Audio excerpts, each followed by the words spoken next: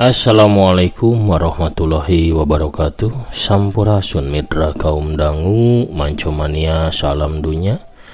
Tebang dangu deui sareng aki di acara anu maneuh nyaeta ngabuburit sareng dongeng Sunda. Direncangan ku dongeng Sunda ti channel Tepas Sundanya anu ngabuburit anu nuju saum. Mangga urang ngabuburit. Ibu-ibu atanapi rumaja putri anu nuju popolah mangga supados semangat popolahna beri nyetel dongengnya. Masih raskeun hanca anu katunda dina jejer lalakon nyaeta Gandrung Sukma Sanjaya karangan Wadadang Hati Bandung ayeuna tos dugi bagian ke-66. Kumaha lalakon Sanjaya satrasna urang Bandungan wae sakedap deui nya. Daramang sadayana masih saraum, alhamdulillah pamidaramang mah oge masih saraumnya teu acan balocor. Alhamdulillah mugia sadayana ge para mancomania dipaparinan kasehatannya, lahirna sinareng batina dilancarkeun rezekina, dijembarkeun manahna. Oge digambilkeun sagala urusanana monggo Allah taala amin ya rabbal alamin. Kang anu nembean pisan mancon nembean pisan ngadangukeun mangga ulah asa di subscribe wae nya di toel palebah tombol loncengna supados aya notifikasi atanapi beja ka HP-na upami akin raskeun hanca dong. Hatur nuhun ka sadayana nu parantos subscribe, like, komen oge nge-share dongeng-dongeng akinya mangga di-share saseueur-seueurna nya. Bade ka grup WA, grup Facebook, Instagram, Telegram atanapi anu sanesna mangga. Etang-etang urang sasarengan ngareah-reah seni budaya nyalira utamina akimah dina widang seni dongeng Sunda supados ulah dugi ka filmnya, ulah dugi ka ical digerus ku zaman kahoyong matras nanjeurnya dugi ka iraha bae oge. Pados teu nyangkolong kana waktos nyarengan anu nuju saraum anu nuju ngabuburit mangga urang amparkeun deui sama kabuyutanna atuh moal diasongan opieun da can bukanya. Mangga kaparayun sadayana Gandrung Sukma Sanjaya bagian ke-66 perung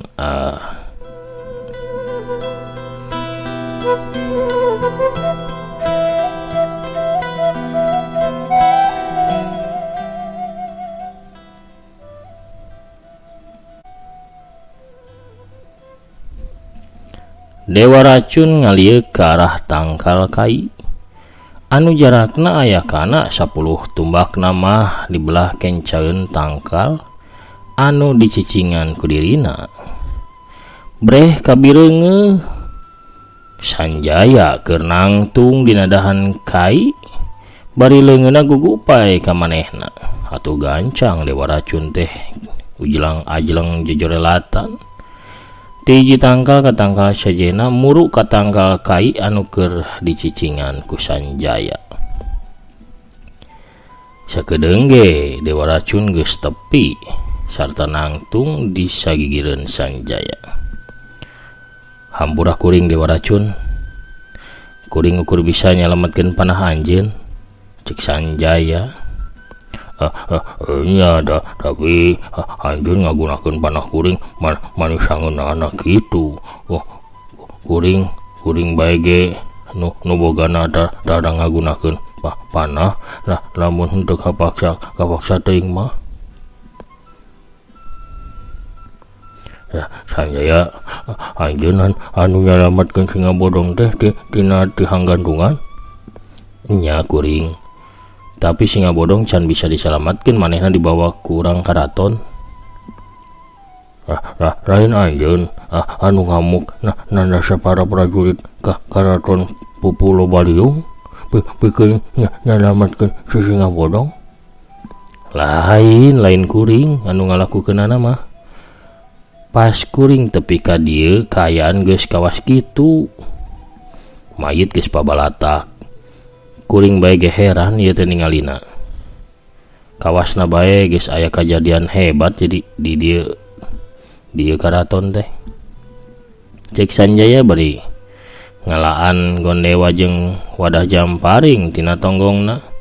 Saterusna dipasrahkeun ka Dewa Racun.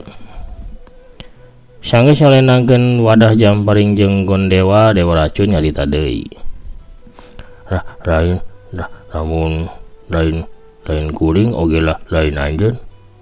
Saha atuhnya anu geus nandasa para prajurit karaton Ratu Mongkleng? Teu apalnya, bisa jadi singa bodong meureun ngadadak ngamuk sarta kekuatan dadung amukna keluar. Walon Sanjaya, kuring mah moal mastikeun bekil ieu ngabandunganana si singa bodong mah.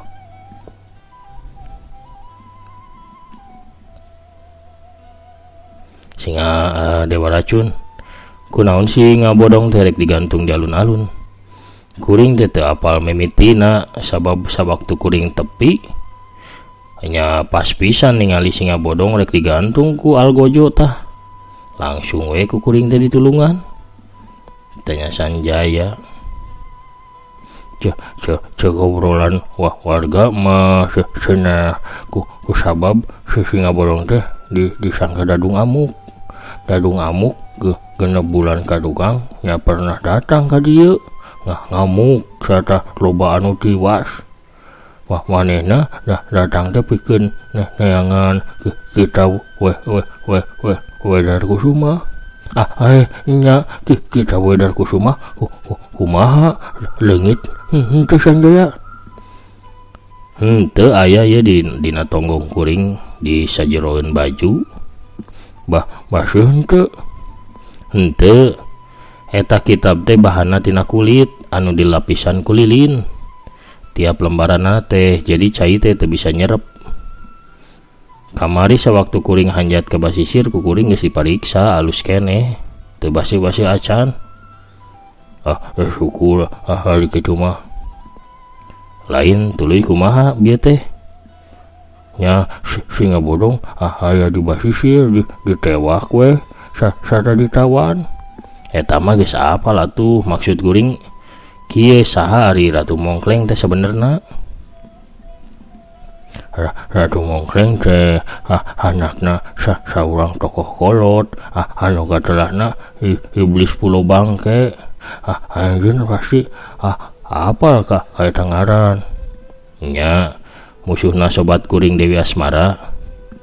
Wah bener, iblis Pulo Bangke geus tiwas di leungeun Dewi Asmara. Tah Ratu Mongkleng teh anakna iblis Pulo Bangke. Iblis Pulo Bangke boga oge murid anu ngaranna teh Naga Ireng. Apal kuring ge, Naga Ireng pan pernah adu hareupan jeung kuring sawaktu manehna salah sasaran ngabongohan Batari Ayu anu disangkana Dewi Asmara.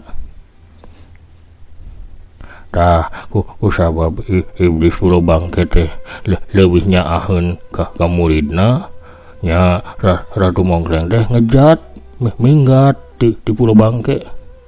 Bari maling 2 kitab boga indungna. Saterusna manehna ngawasa jadina di Pulo Baliung. Ari Tangkorak Hiber katempuna geus wanoh wawuh jeung anjeun. Nah diantara urang karaton Pulo Kasono aya hubungan jeung urang karaton Pulo Baliung gitu.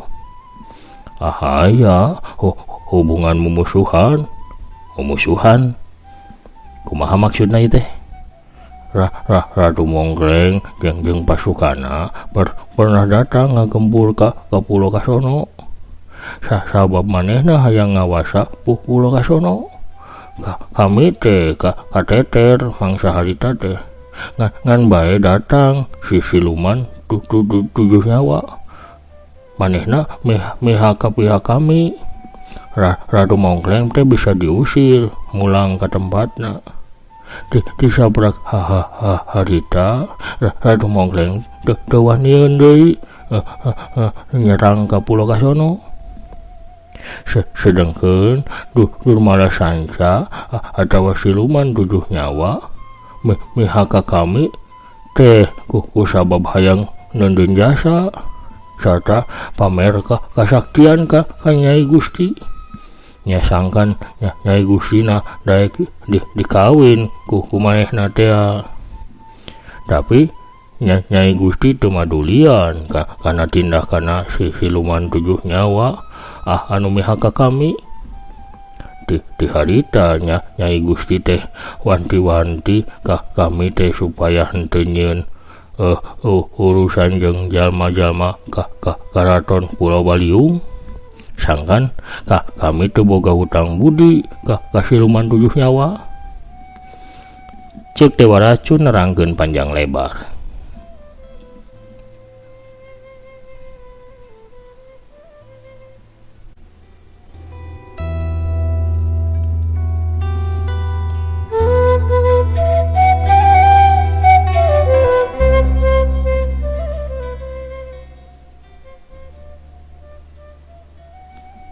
Oh gitu. Sanjaya unggut-unggutan ngadengekeun kateranganna Dewa Racun. Dina keayaan kitu torojol datang Tangkorak Hiber.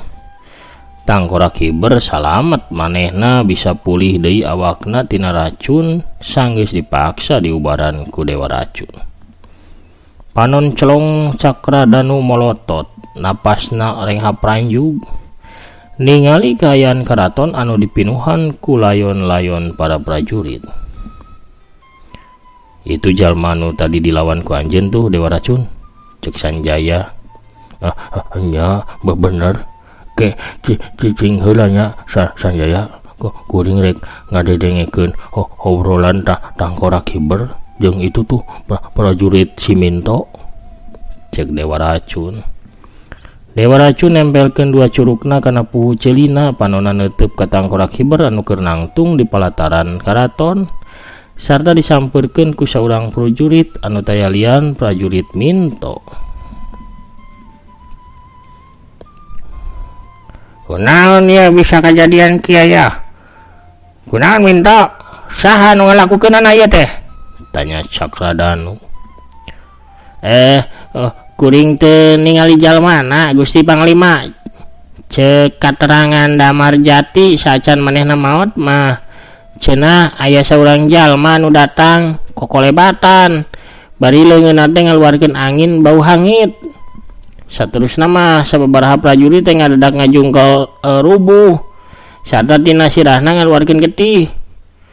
Damar Jati nahan napas sewaktu ngambil bau hangit teh manehna ngudag eta jalma tapi teu kaberik. Eta jalma teh ngiwat Gusti Campaka Wungu. Ayeuna keur diudag-udag ku Ratu Mongkleng sarta si Mata Heulang. Ulun Minto. Tawanan urang kumaha tawanan? Tanya Cakradanu deui. Aya tawanan mah manehna diasupkeun kana pangberokan di handap taneuh ku Mata Heulang. Dan salsi karaton dibasmi kabeh. Saha sabenerna nu geus ngalakukeunana ieu teh? Saena mah tu susul bae Ratu Mongkleng jeung Mata Heulang anu keur ngaberik manehna. Manehna saha? Nya jalma anu ngiwat Campaka Wungu, lumpatna teh ka tebeh kulon ka ditu. Sawaktu kajadian maneh di mana Minto? Abdi mah nuju miceun di Pacilingan Gusti Panglima. Pas abdi ka dieu teh tos kieu we kaayanana. Abdi mah kenging katerangan teh di Damar Jati anu nuju sakarat. Hiu gampleng pipi Minto ditampiling ku Cakradanu.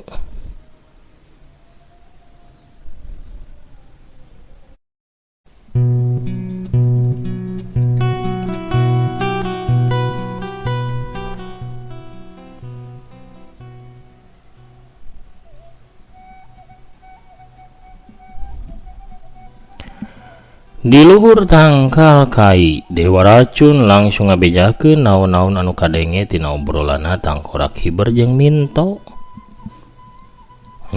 Jadi aya jalma sejen anu datang ngahajapikeun ngiwat Campaka Wungu. Saha kira-kirana Dewa Racun? Duh masar karena keterangan Minto mah yen eta jalma teh narajangna ngagunakeun angin bau hangit anu saterusna para prajurit tarubuh bari sirahna garetihan. Hartina eta jalma teh ngagunakeun angin anu ngandung racun anu ngaruksak sarta bisa ngancurkeun kana urat-urat utamana urat-urat dina bagian sirah. Mun teu salah eta racun katelahna racun angin jalu. Ngaran teh mani aneh atuh, racun angin jalu sagala rupa. Engke meureun aya racun angin bikangna. Sakanya kuring mah ukur aya upatan jalma anu mibanda ilmu racun angin jalu teh. Saha wae Dewa Racun? Anu kahiji Ki Jatut Giriwil di Badepokan Cirata wewengkon Purwakarta. Anu kaduana Mbah Mus di wewengkon Cianjur. Anu katiluna mah Gagak Naraka. Ari anu kaopatna saha? Anu kaopatna mah kuring sorangan. Tapi kan kuring teu ngalakukeun serangan ka karaton Ratu Mongkleng sabab kuring mah apanan keur sibuk nyang hareupan si Tangkorak Hiber. Nya hal eta mah apal kuring ge. Pamohalan atuh ari anjeun anu jadi Rajapati di karaton mah. Ki Jatut Giriwil geus lila ngajauh di dunia pasilatan. Ayeuna mah sibuk kana widang panguseupan manehna mah. Bari jeung teu boga urusan di jeung karaton Pulau Baliu.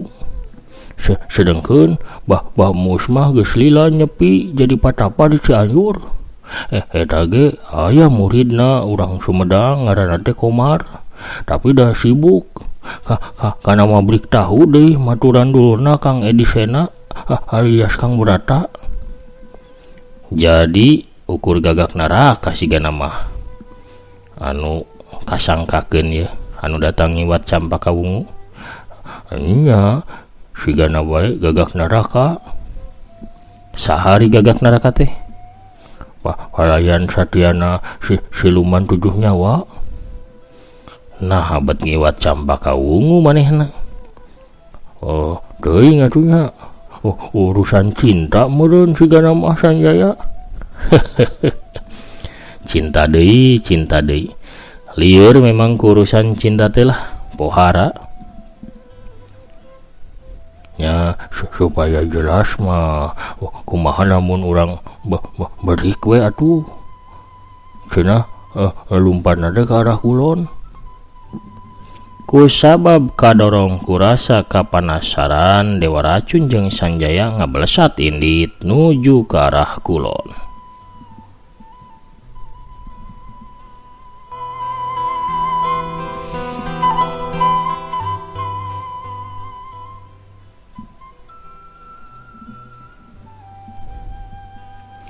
Di belah kulon Pulau Baliu aya hiji pasir mangrupa pasir karang anu bulistir.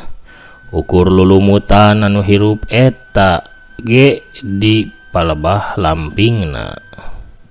Di puncut pasir teh loba karang anu nararonjol kaluhur kawas padung-padung di kuburan nyata di astana. Nya kabelah dinya pisan Ratu Mongkleng jeung mata heula ngudag jalma anu nyulik Campaka Wungu. Campaka Wungu katempo ngalumbuk kawas kain baseuh disisieun saurang jalma. Kawasna bae Campaka Wungu teh ditotok sabab ukur panona anu gular giler kucap kiceup sedengkeun awakna mah leuleus teu bisa gerak. Jalma nu nangtung di sisieun Campaka Wungu pangawakanana jangkung badag, tapi badagna masih disahandapeun singa bodong. Make papakaian sing sarua kulawu semu bodas, make beber badag hideung. Anu palebah beteungna teh dihias ku hulu gagak. Bukna panjang ngarumbai hideung satonggong, dibeungkeut sirahna ku kulit buaya. Dina kadua pigeulangna ge make gelang anu dijieun tina kulit buaya. Warnana sarua jeung bajuna kulawu. Dina cangkengna nyelap 2 keling tina wajah bodas. Keling teh mangrupa piringan setengah buledan seukeut kawas ragaji. Di palebah hareup, sedengkeun di palebah tukangna aya 4 bolongan liang pikeun ngasupkeun ramo anu nyekelna. Gagak naraka, kunaon anjeun narajang kami? Anjeun ulah nyieun pasualan jeung kami. Lamun anjeun masih keneh hayang mulang bari mawa nyawa. Ceuk Ratu Mongkleng bari mureleng ka Gagak Naraka. Ratu Mongkleng, anjeun anu nyieun pasualan dieula. Jadi kabaksa kaula nyieun tindakan. Anak anjeun anu kari hijina ieu bakal jadi panebus pikeun kasalahan anjeun. Tembak Gagak Naraka bari malik mureleng ka Ratu Mongkleng. Laina anjeun anu nyieun pasualan ti heula. Anjeun anu datang terus nandas anak buah kaula sarta ngiwat anak kaula Campaka Wungu. Tapi anjeun anu ti heula nawan batur kaula. Lepaskeun batur kaula. Kaula ge bakal ngalepaskeun anak anjeun. Bangsat sia licik.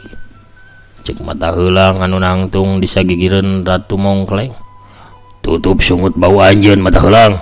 Gagak Naraka nudingkeun curugna ka arah mata heulang. Barasat tina curugna ngabarasat sinar beureum. Tapi mata heulang ge teu cicingeun. Tina panonna ngabarasat sinar beureum sarua wut-wut beledag. 2 sinar beureum teu meragan di tengah jalan nimbulkeun sora ngabledug anu tarik. Gagak Naraka awakna ngagigeg. Kitu oge mata heulang, tapi saduana sarua tetep nangtung dina tempatna.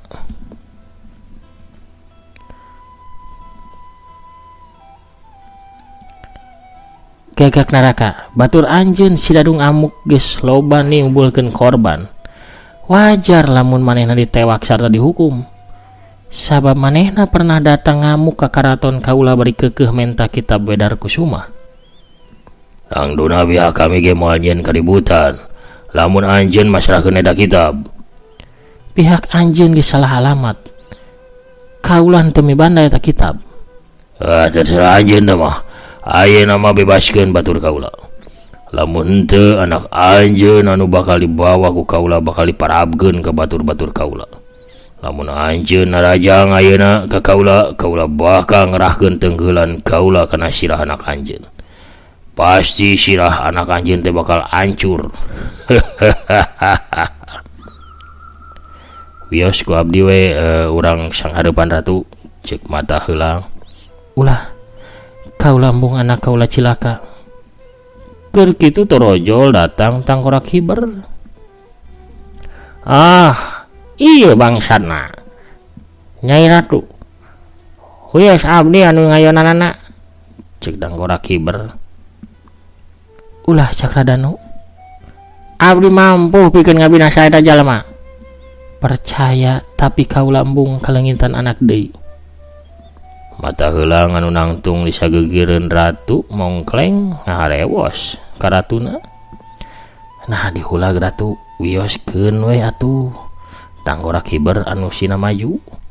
Si Gagak Naraka sina dilumpuhkeun ku tenggelan lebur samudrana kawas si dadung amuk. Kaula embung anak kaula cilaka.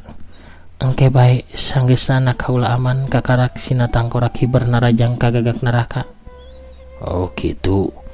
Teu langkung Kanjeng Ratu pami kitu mah. Bebaskeun tawanan, ceuk Ratu Mongkleng mere parentah. Tangkorak Hiber teh silih teuteup jeung mata heulang. Mata heulang, bawa tawanan ka dieu. Sumuhun Nyai Ratu. Kunjuk sumaga. Walon mata heulang bari rengkuh hormat saterusna mangga leos indit.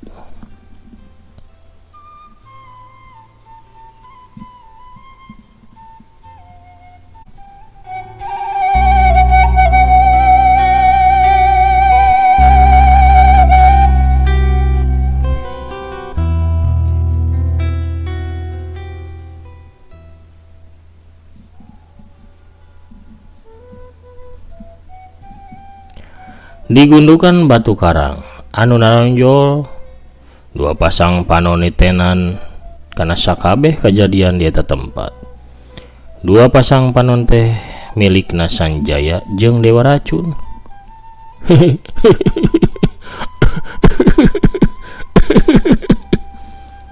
Naon ieu teh?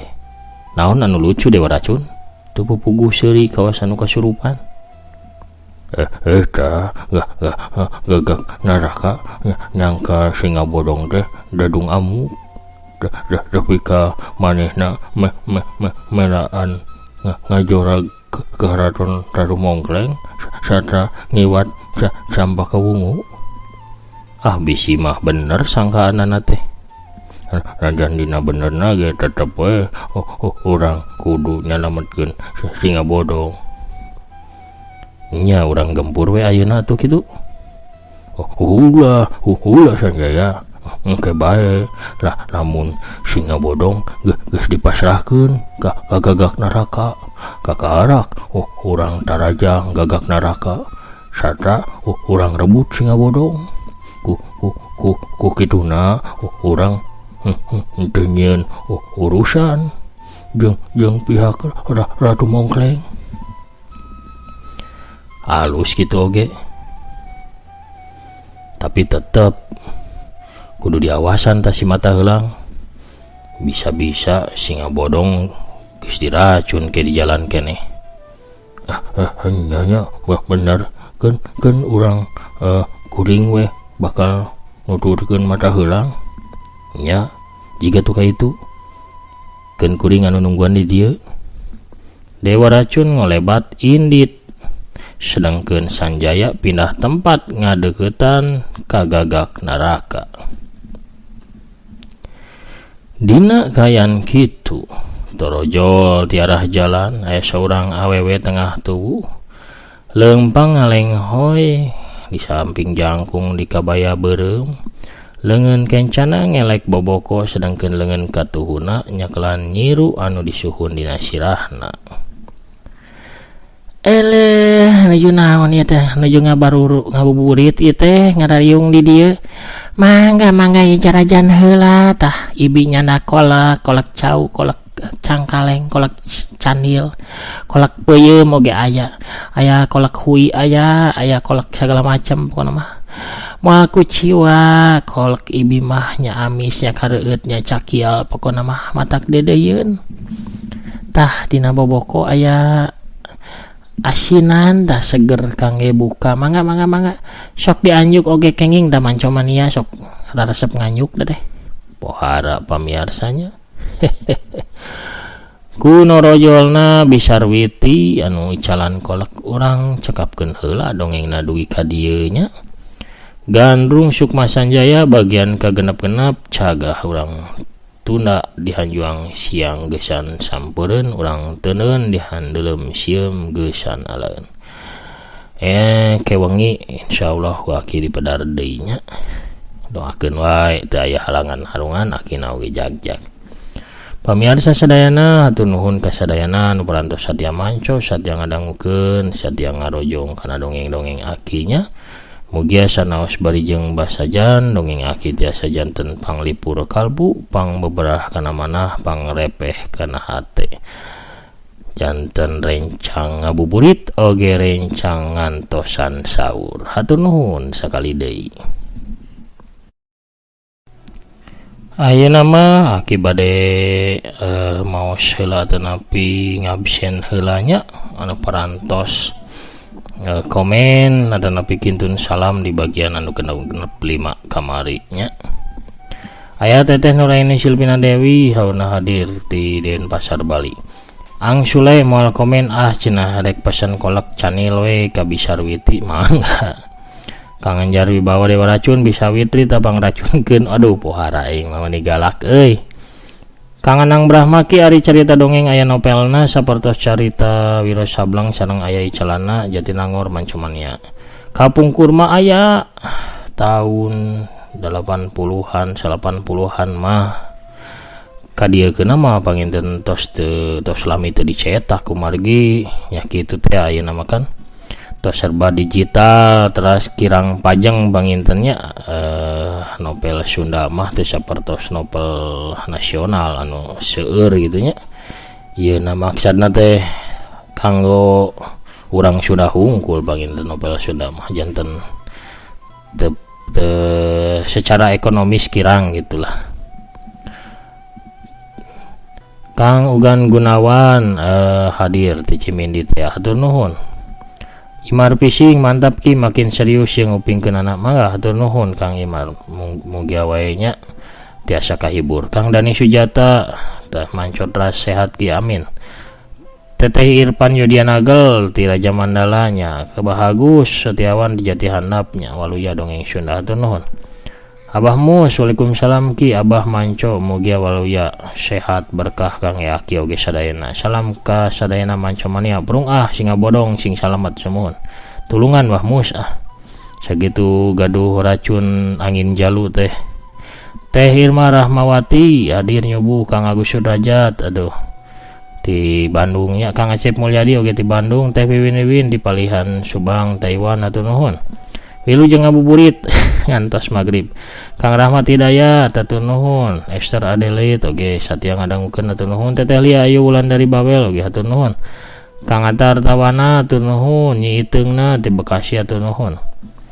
Teteh Rokayah Cianjur Makas selalu manco hatur nuhun. Kang Jaya Brata oge Kang Andra Mod. Mama Hani Mama Handri Karawang hatur nuhun.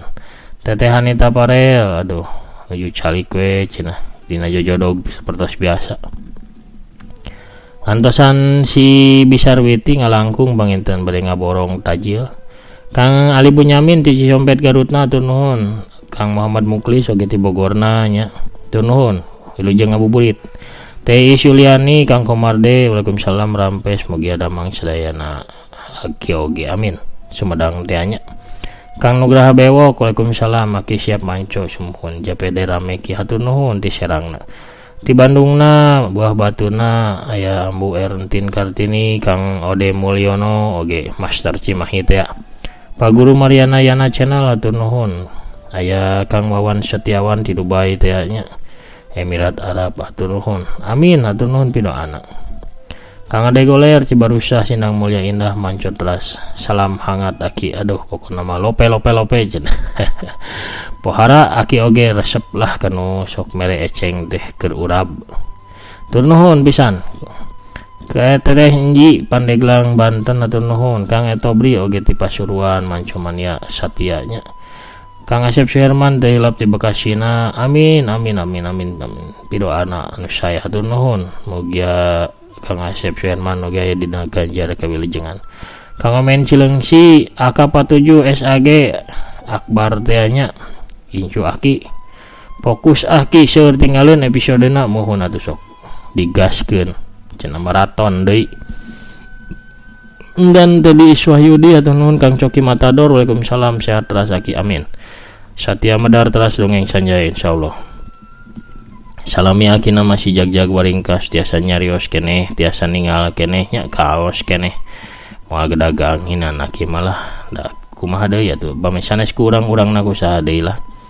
Ya mah etang-etang tontonan jadi tuntunan bari ujung orang silih ingetkeun silih Sita Rohmi silih toelan gitu nya bari jeung urang naon teh ngahirupkeun budaya-budaya nutos mulai parudar. Kang Agus Liga Laksana atuh rampes atuh nuhun ti ujung berungna hadir teu boleh mancot rasa atuh nuhun Kang Agus Liga Laksana. Aya Kang Agus Supriyanto oge aya Kang Jaya Sumpena di Jakarta Timur atuh nuhun. Satya manco amin amin hatur nuhun pidoana anu sae mugia Kang Jaya Sumpena oge aya dina ganjar kawilujengan Kang Prabu Arjuna oge Satya tiga pungkurnya ka Kang Prabu Arjuna ti Banjar tas aya Kang Hamdan aja moal absen manco salamina pamugi aki pasien sehat salamina amin waluya dongeng Sunda waluya Kang Hayadi ti Bogorna Kang Wartono Sanukri ti Riauna aya teras Kang Undaka Panyawangan ti Jakartana hatur nuhun amin amin pidoana anu sae pisan nya hatur nuhun mugia Kang Undaka Panyawangan oge aya dina ganjar kawilujengan Kang Agus Sumantri ti Garut Norojol teras hatur nuhun aya Budi Leo ti Soreang manco teras alhamdulillah rencangan ayeuna mangadangukeun aku Mang Encas, Abah, Engkur, Asep, Imam, NJ, Ngariung, Ki, sehat ras kanggo Aki waluya dongeng Sunda waluya. Salam ti Aki kanggo sadayana Kang Budi Leo nya. Teh Linda Imut oge ti Bandung Kang Ali Alun ti Bantar Gebang Kang Agus Setiawan ti ujung Berung nanya hatur nuhun. Kang Dudi Wiguna oge atuh semua mancot ras Kang Agus Setiawan ti ujung Berung berantos ke Teh Intan Ramadhani. Garut mancot ras Kang Yogi si Jetut Giriwil ta iya ya Ki Jetut Giriwil teh alhamdulillah siapkin nuhun di antos-antos teh akhirna Kang Sena Edi dia prung sepancau sareng kulub sukna tahuna nu hanet tahu panas Ayah Carga oge ti Karawang salam kintunan atur nuhun pisan Kang Dopik Abadi ti Kircona mantap ya hatur nuhun Teteh Tami Maliha oge ti Ciamisnya aya Kang Azka Padia alhamdulillah nu diantos teh parantos dongkap Tasikmalaya hadir kidalang hatur nuhun Kang Hendi Rustandi ti Garut Ciamis manco keneh ki manteng terus aki sing sehat satrasna salam kaulian sumun hatur nuhun doa nu sami Kang Hendi Rustandi nya Kang Setia Budi di Tasikmalaya oge manco bari ngopi ayeuna dacan bukanya Kang Dedara oge hatur nuhun jempolna Rahmawati Teteh Rahmawati hatur nuhun Kang Aden Jalu oge hatur nuhun ti Majalengkana ya Kang Din Baharudin hatur nuhun pisan Kang Dang Suparman oge Juananta oge waluya urang Sunda waluya aya Kang Edi Kanta manco deui ki Edi Kanta salami ngantosan sanjadi pelar teu tiap dinten ge pani padahal di bonusan ayeuna teh bari ngabuburit ku Aki di Padar ti Payun Kang Asep Saipullah ti PR Cimahi nya Dimas RRK Waalaikumsalam hadir sauna kahiji Kang Dudung Ancol oge selalu tersenyumnya Gining Ragil hadir mugia Aki sehat selalu amin Teteh Yulinda Belja manco Kakang Sanjaya teras hatur nuhun Teteh dokter